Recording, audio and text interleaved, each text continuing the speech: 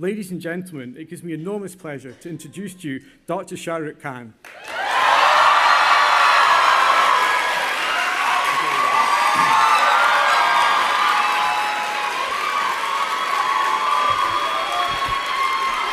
Thank you very much. Thank you. Thank you very much, everyone. It's a great pleasure to be here. Thank you. Okay. All right, how this works is that I have to give you a lecture. So I prepared some. It's very thick, but it's because the font is big. So I'll go on and on until you guys get bored. You can stop me halfway and ask questions or... Okay. First of all, it's an honor for me to receive this doctorate today. So thank you everyone who's involved with this.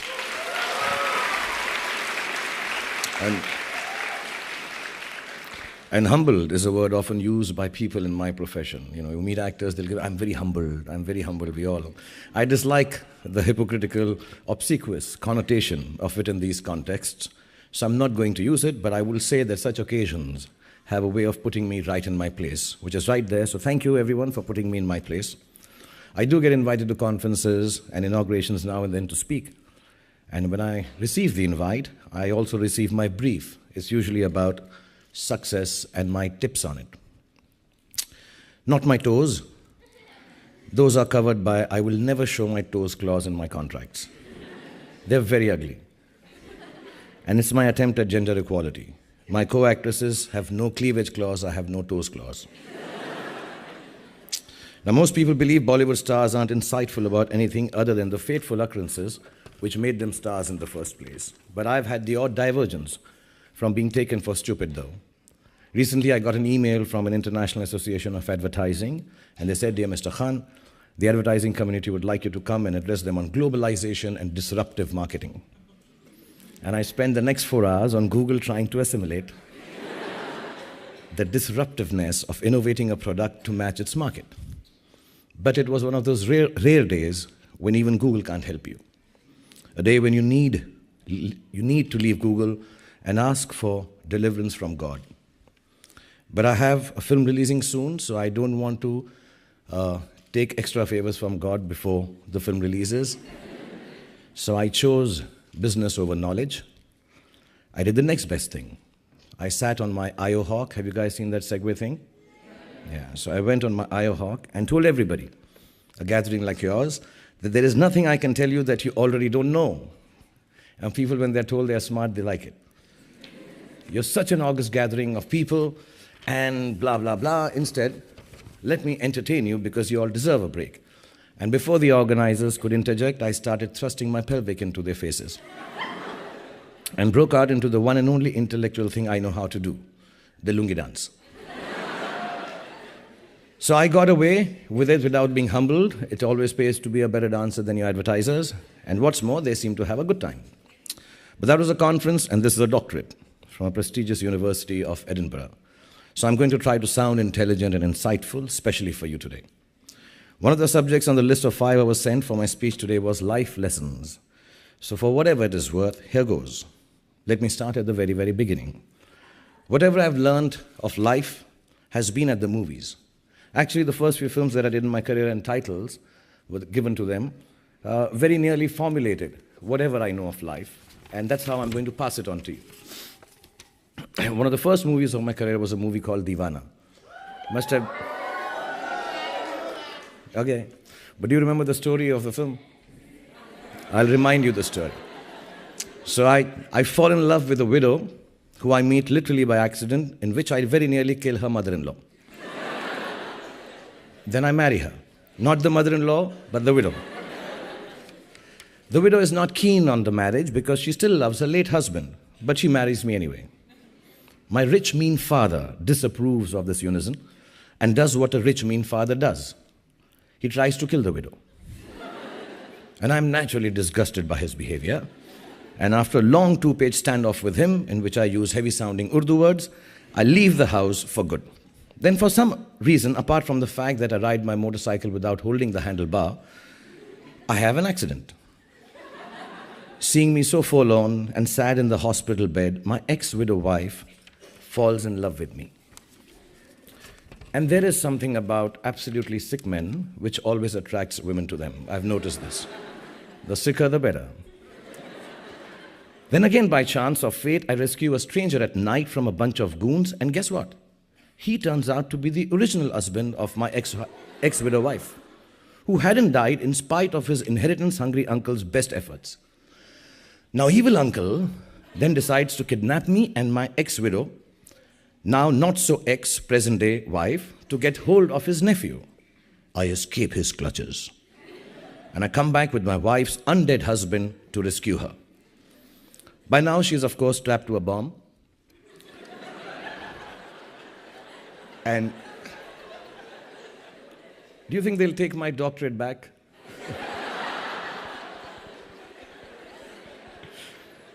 Well, she's strapped, of course, to a bomb, and after a liberal round of fist fighting, kicking and screaming, the evil uncle is blown to smithereens by the very same bomb that he had strapped on status-confused lady of the film.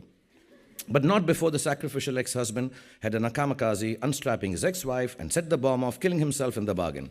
All obstacles removed, our hero lives happily ever after with his beloved wife.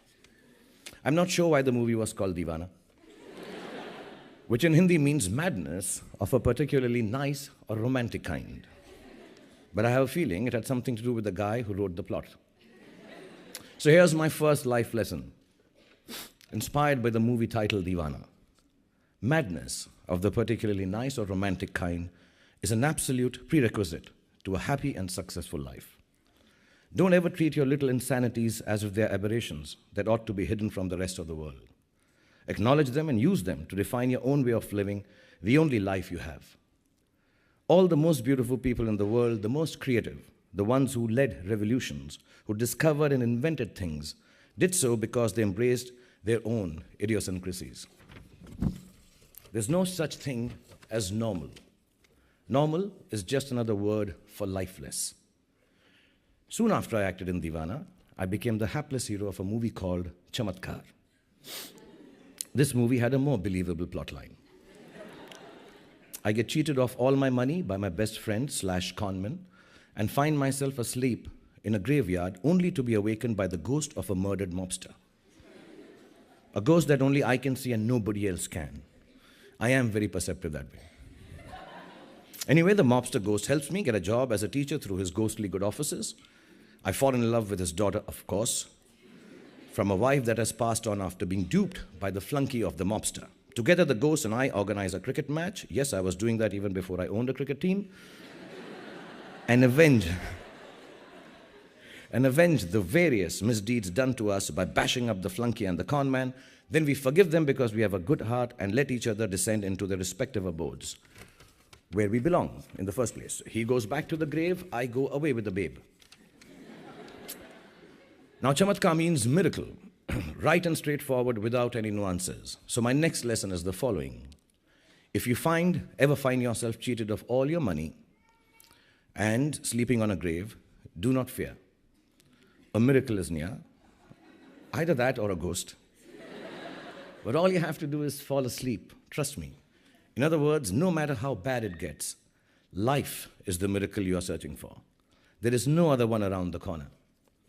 Develop the faith in it to let it take its own course. Make all the efforts you can to abide by its beauty, and it will not let you down. Use every resource you have been given, your mental faculties, the ability of your heart to love, and feel for those around you, your health and good fortune, all of the thousands of gifts life has given you to their maximum potential. Honor your life, please. Honor each gift and each moment by not laying it to waste. There is no real measure of success in this world except the ability to make good of life's endowments to you. Sometimes life's gifts arrive wrapped in all wrong damn wrapping, at which point we have to learn to do two things with them. Recognize them for what they are and gamble on our fear that they might be disasters. This brings me to my third life lesson, inspired by two movies in which I played the anti-hero, Dar and Bazigar.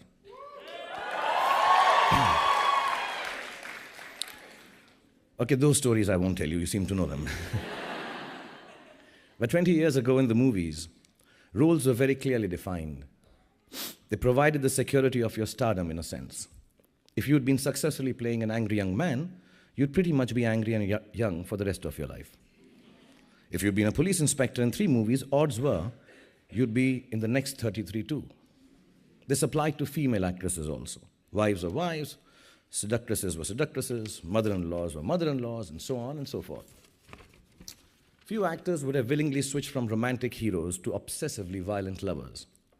I took the leap not because I was particularly brave, but because a very dear director friend of mine sat me down and told me I was extremely ugly. And being ugly necessarily meant, I know.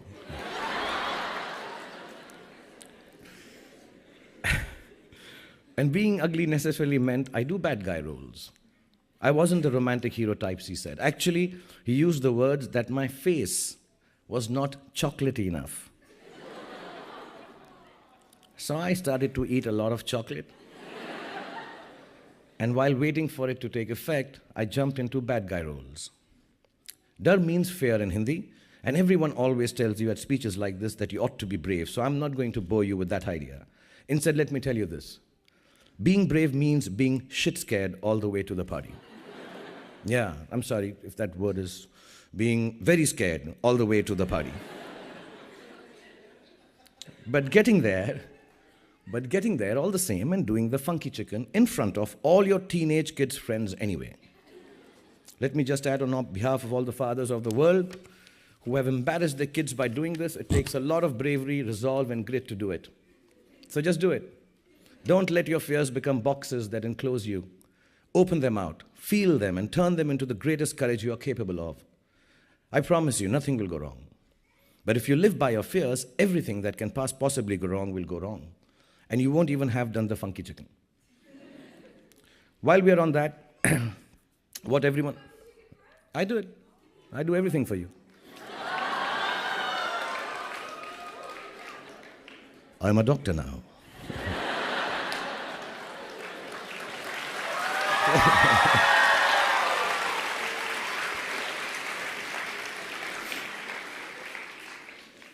And while we were talking about fears and bravery, let me also add this, that all the planning in the world won't take you where you want to go. And it's fine not to know what you want to be 20 years from now. Most of those who had it all figured out become bankers anyway. I'm sorry. This goes live on YouTube. My big next loan for the film is finished from my friendly neighborhood banker. Okay, I did a movie once called Kabhi Haan Kabhi Na, in which I was one of my favorite films, actually. And in which I was the victim of a lover's confusion. And my next lesson is precisely that. It's okay to be confused. Confusion is the root to all the clarity in the world. Don't worry about it too much. Don't ever take yourself seriously enough to be so clear about your own ideas that you stop respecting other people's. Our values are our values. They don't make us any better than anyone else. At best, they just make us different. Always try to see the other person's truth, because like every movie has a story, every human being has one too, and you have no right to imagine that yours is better than anyone else's. You can leave that silliness to my esteemed colleagues and me. And if you thought the last 2 stories I told you were crazy, here's another one in the reckoning for the Oscar for weirdest screenplay. Guddu. Yes, Guddu was my name in a movie. I hardly look like a Guddu, but they still named me Guddu. About loving and giving, in which basically I have an accident, yes, another one. But this time, instead of almost wiping out my future mother-in-law, I wipe out my girlfriend's eyes. Many convoluted subplots, including a life-threatening brain tumor to me, a legal battle for the right to donate organs, and a fast on to death by my mother, my scientific lawyer father, my mother and I are battling over which one of us will donate our eyes to my blind girlfriend. In the end, I recover miraculously. I still don't know how. And my mother dies, donating her eyes to my girlfriend. And then we all live happily ever after. Life lesson number 4. Rears its head. Give of yourself to others. And while you're at it, make sure you realize that you aren't doing anyone any favors by being kind to them. It's all just to make you feel that sneaky little twinge that comes from being utterly pleased with yourself. After all, the one that gets the most benefit out of any act of kindness or charity that you do will always be you. I don't say this as many see it in a transactive or karmic way. It's not an I do good, I get benefit equation with some white-bearded figure taking notes from the heavens above. It's a simple truth. An act of goodness becomes worthless when you assign a brownie point to yourself for it, no matter how subtly you allow yourself to do so. As benevolent as your gesture might be, someone else could have made it too. Regardless of how rich, successful, and famous you become, don't ever underestimate the grace that other people bestow upon you just by being the recipient of your kindnesses. You might be able to buy your friend a rose for his or her birthday, but it's no substitute for a patient hearing of your sulky rants on a bad hair day. Sometimes things just happen, as encapsulated in another movie title of mine, Kuch Kuch Hota Hai. And you know what? They don't always add up. So my fifth lesson is this. When life hits you with all the force of its resplendent rage, the rose isn't going to give you comfort. A friend's grace will. And if you can't find resolution as easily as you would like to, please don't panic. Everything evolves as you go along. Even disasters eventually resolve themselves. Give life the space to move at its own pace, pushing it ahead only by way of being kind to yourself when you're hurting or in despair. And you will be hurting and despairing a lot in this lifetime. You don't always have to figure things out or find an explanation for the circumstances you are in. It's more prudent to accept that sometimes there just isn't one. Ram Jane, God knows, that's what it means, as we say in Hindi, and as a priest responded to my orphan child character when I asked him what my name was in a movie of the same appellation. The boy plodded through 3 entire hours of film referring to himself by that fatalistic phrase, and why not? Who says that what we call ourselves is any definition of who we really are? And that's lesson number 6 for you. All the names you give yourself, or those that others call you, are just labels. You're not defined by them, no matter how flattering or uncomplimentary they are. What defines you genuinely is your heart. Ask or read about the artist formerly known as Prince, and you'll learn a thing or two from him, if you don't believe this insanely sexy Indian superstar telling you so. But I genuinely say this out of experience, because if I was to go by what I'm called on the social media, I would be an old, desperate, manipulative has-been star who swings both ways, making crap movies. And these are just the good mentions. If you aren't charged about doing something, if you don't have what in Hindi we call josh, the fire in your belly for it, then don't do it. It's a waste of your time and, more importantly, of those who pin their hopes on your endeavors too. Redefine yourself if you have to, but do it on your own terms and just get on with it. In fact, like my character in the movie, my name is Khan, if you've seen it. Don't forget where you came from. Please don't forget where you came from and who you really are. It ought to be the compass by which you navigate through life's vicissitudes. The north that keeps you oriented despite a series of misfortunes or a shower of privilege. One of the biggest hits I made was an unexpected one, and for once the plot was neither meandering nor barking mad. I was the coach of a beleaguered women's hockey team.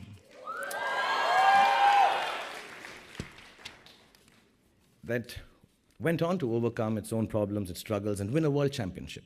Its title was Chak De, an inspirational martial cry that Sikh soldiers used while lifting logs in order to make bridges across rivers on their campaigns against their enemies. It implies the will to get up and get on with it, which brings me to life lesson number 7. Whatever it is that is pulling you back, it's not going away unless you stand up and start forging your own path with all your might in the opposite direction.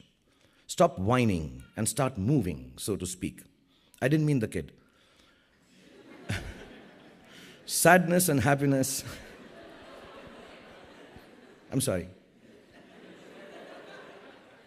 She can whine. Sadness and happiness have the same quality of transience. Life is a balanced exchange of one with the other. And this is lesson number 8. Don't attach yourself to either. They're both going to change with the same certitude. Take them with the ephemeral spirit of their impermanence and manage them with a healthy dose of good humor. Laugh at yourself when you're despairing. Shed a tear or two when one of my movie plots makes you hysterical with laughter. I need to tell you, in Guddu, we did consider donating a single eye, the guy, to his blind girlfriend. And both of them waltzing into the sunset, eye patch to eye patch. We didn't do that. Then there was Kabhi Khushi Kabhi Gum. Yes. It means to be happy sometimes and sad others is the very beauty of a life lived in full measure. Why fail yourself by desiring one emotion and detesting the other? I have acted in 50 plus full-length films, or 60. If I took you through a journey of each title, we'd be sitting here forever. And you all end up fast asleep. So I'll wrap up with my last couple of words or lessons.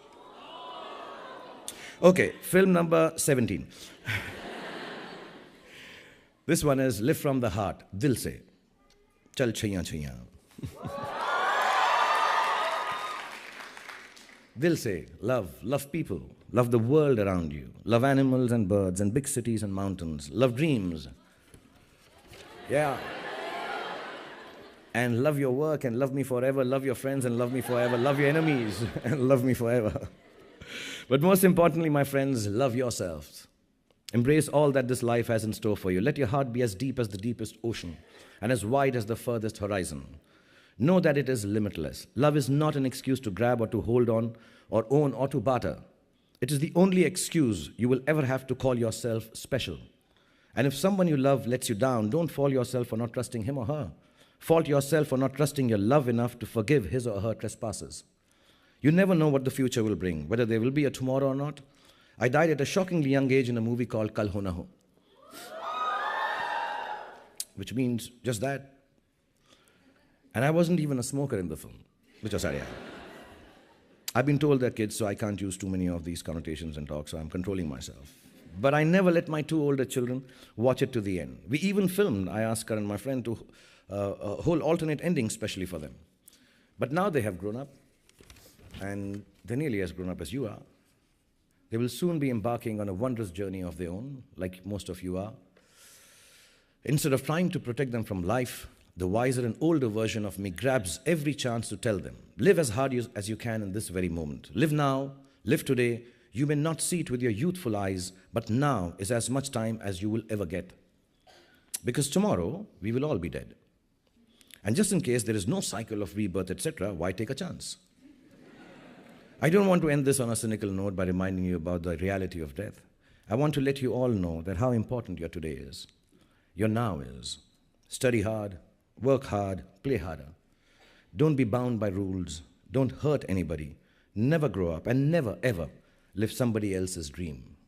Remember, however many times you go wrong, no matter how many times you fail, despair, feel like this world is against you, in the words of Bob Marley, at the end, everything's gonna be all right.